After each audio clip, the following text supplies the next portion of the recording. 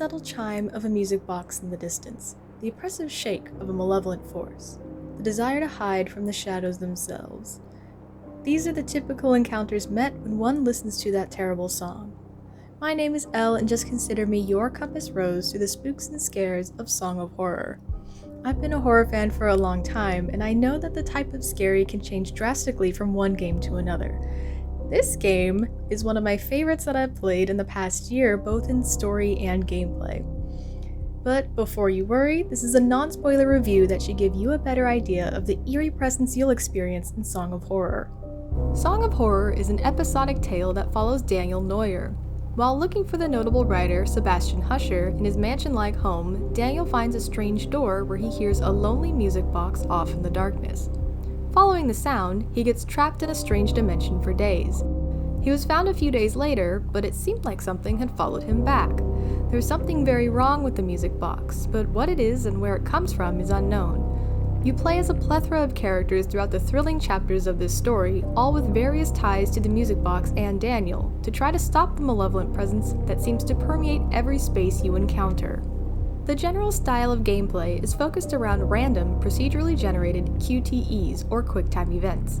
When a new scare mechanic is introduced, the game will segue into a one-time only tutorial that will explain how to survive the new encounter.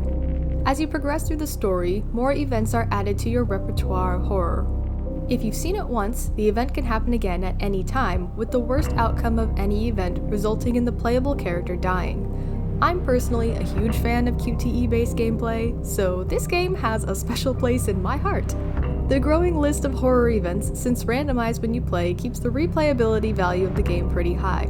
Unless you know exactly what you're doing the first time, there is a high chance you'll have to replay at least one chapter of this game. I did have a great time, however, running around to solve various puzzles in the chapters while keeping an ever-vigilant eye on my surroundings, even during replays, to make sure I could take action at a moment's notice to keep my characters safe. Aside from the delightful randomized QTEs, Song of Horror follows a fairly standard style of puzzles based around collecting the right items and reading the right notes. The puzzle style really makes this game feel like playing a scary point-and-click, but set in the third dimension.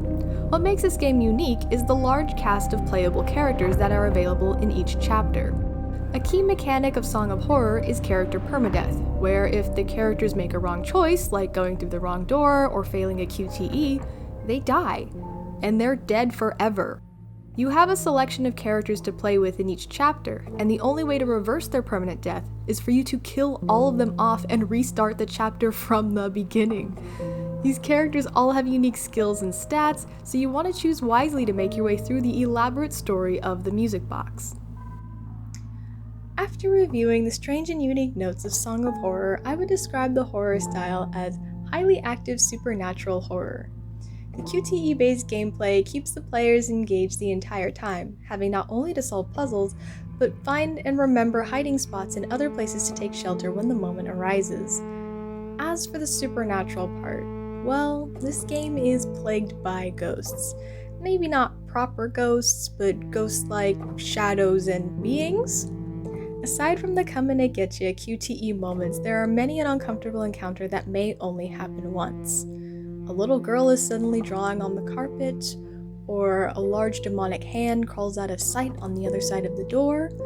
A person you thought dead is suddenly sharing the room with you. There are so many things that can happen and so many scares you can encounter, whether it's your first playthrough or one of many. Thanks for watching, and until next time, don't look behind you.